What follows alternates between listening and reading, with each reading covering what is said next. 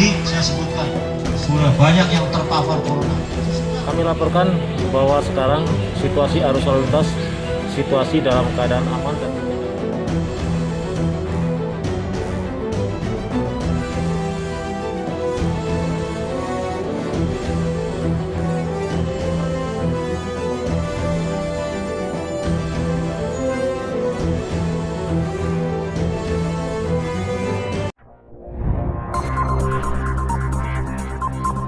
Pemirsa Banyumas Pos, hari ini saya sengaja menyajikan satu percakapan yang secara intens dan kita akan mengenal lebih jauh siapakah Kapolsek Campaka yang bersama saya hari ini.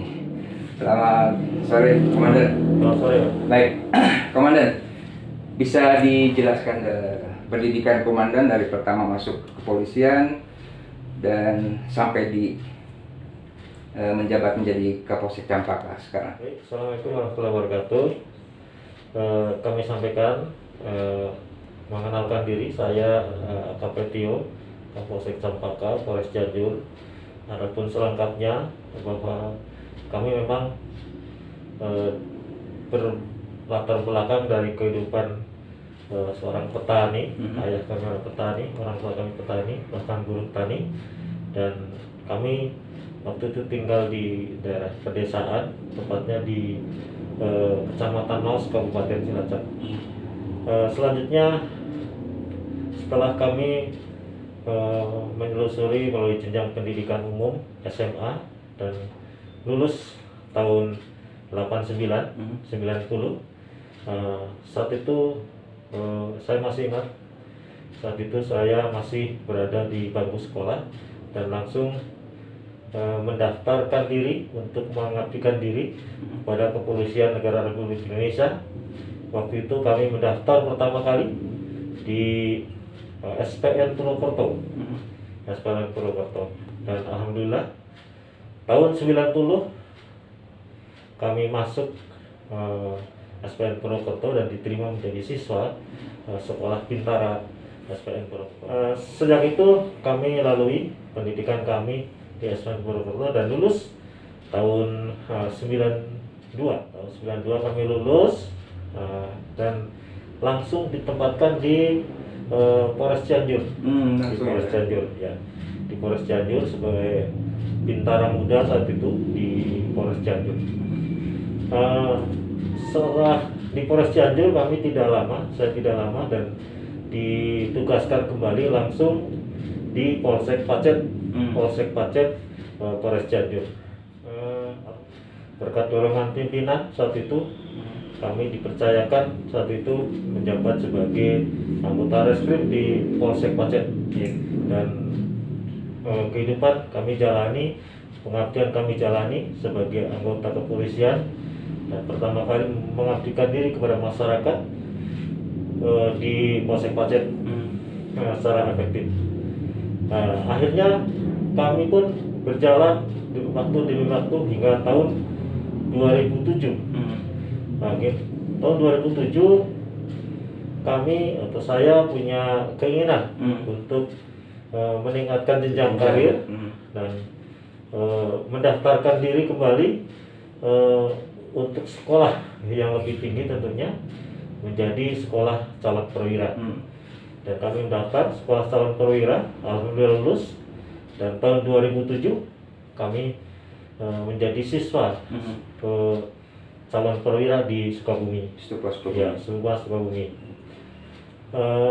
Setelah lulus tahun 2008, alhamdulillah kami pun diberi kepercayaan oleh pimpinan, ditempatkan lagi di Secapa Sukabumi sebagai instruktur di Sukabumi, dan kami mengajar di sana siswa-siswa Secapa Sukabumi selama 2 tahun. Setelah 2 tahun kami tugas di Secapa Sukabumi, akhirnya kami berkeinginan kembali lagi mengabdikan kembali kepada masyarakat secara real di lapangan, sehingga kami dialih tugaskan dan dipindah tugaskan ke Polres Cianjur kembali. tahun 2010 saat itu kami atau saya menjabat sebagai Kanit Resum di Polres Cianjur, Kanit Idik 1. Kami saat itu ya beberapa kasus alhamdulillah berhasil kami ungkap, dan tidak lama kemudian saya dialih tugaskan kembali ke Polsek Karangtengah sebagai Kanit Reskrim. Ya. Setelah itu dari tahun 2013 sampai 2016 sebagai Kanit Reskrim di Polsek Karangtengah. Sama halnya demikian juga, beberapa kasus alhamdulillah kami bisa tangani, dan akhirnya setelah itu pimpinan juga mempercayakan lagi saya. Baru pertama kali saat itu kita dipercayakan menjabat sebagai Kapolsek di wilayah Cianjur Selatan, yaitu tepatnya di daerah Kadupanak. Jadi Kapolsek pertama di Kadupanak ya? Kadupanak, ya, tahun 2016. Nah, setelah dari Kadupanak, di sana kami hanya makan waktu 1 tahun kita mengabdikan diri untuk sebagai Kapolsek di Kadupanak. Banyak liku-liku yang cukup yang berkesan bagi saya, karena pertama kali menjabat sebagai Kapolsek, dan alhamdulillah berkat dorongan pimpinan dan masyarakat pada umumnya, sehingga kami pun bisa mengendalikan situasi Polsek walaupun dengan anggota yang sangat minim. Dan alhamdulillah untuk memelihara keamanan dan ketertiban masyarakat bisa terlayani semua masyarakat, pelayanan-pelayanan terhadap kepolisian. Baik. Selama 1 tahun di Kadupanak. Cuma setahun di Kadupanak ya, betul.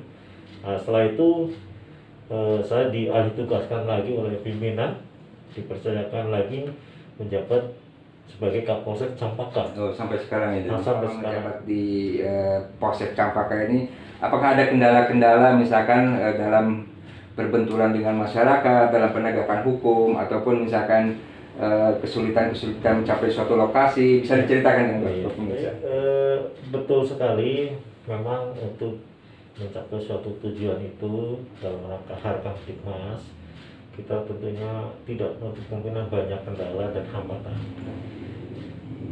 Bukan alasan yang klasik, tapi memang ini kenyataan bahwa kebutuhan personil kita, rasio personil kita dibanding dengan jumlah masyarakat ini belum bisa mencukupi. Baik. Nah, itu salah satu kendala, ya, sehingga coba kita bayangkan di wilayah Campaka ini terdapat 16 desa, karena kita membawahi 2 kecamatan. Baik. Kecamatan Campaka dan Kecamatan Campaka Mulia. Di Kecamatan Campaka ini ada 11 desa, di Kecamatan Campaka Mulia ada 5 desa. Itu kita membawahi 2 kecamatan dan terdiri dari 16 desa yang hanya diampu oleh hanya 15 personil. 15 personil termasuk dari saya. Namun demikian kita juga tetap semangat bagaimana caranya untuk mengolah dan manage anggota kita agar bisa mengcover seluruh kegiatan yang ada walaupun segini luasnya wilayah kita. Itu hambatan yang pertama, bukan alasan yang klasik, tetapi memang kebutuhan personil kita belum mencukupi. Di samping hambatan-hambatan yang lain, termasuk di sini kalau kita lihat geografisnya, nah dari sisi geografis wilayah kita cukup jauh, kemudian yang keduanya pegunungan. Nah ini juga salah satu kendala juga, apalagi kalau situasinya seperti saat-saat seperti ini, musim hujan dan sebagainya. Ini juga menjadi kendala. Terus kendala yang ketiga adalah terkait dengan tentunya masalah fasilitas. Ya, memang fasilitas kita sudah memadai, semuanya sudah terpenuhi, ya. Tapi tetap masih ada kendala-kendala, ya kan? Fasilitas yang masih perlu didukung dalam rangka menunjang pelaksanaan tugas ini. Baik, Komandan bisa dijelaskan dan apa giat secara persuasif bagi masyarakat dalam mendekatkan atau membangun sinergitas antara kepolisian dengan tokoh agama, tokoh masyarakat, dan warga itu sendiri. Apa yang telah dilakukan sama komandan selama ini? Baik, kami juga sudah melakukan upaya-upaya dalam rangka membangun trust building, ya, membangun kepercayaan masyarakat terhadap Polri.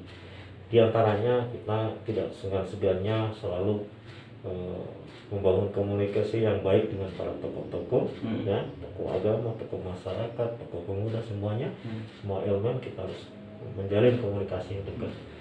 Kemudian kita tidak bosan-bosannya juga selalu memberikan bimbingan dan penyuluhan terhadap warga, sebelum kita melakukan upaya penegakan hukum, kita juga memberikan penyuluhan agar masyarakat bisa mengerti pentingnya daripada memelihara Kamtibmas, pentingnya keamanan, sehingga masyarakat bisa mendukung tugas-tugas kita.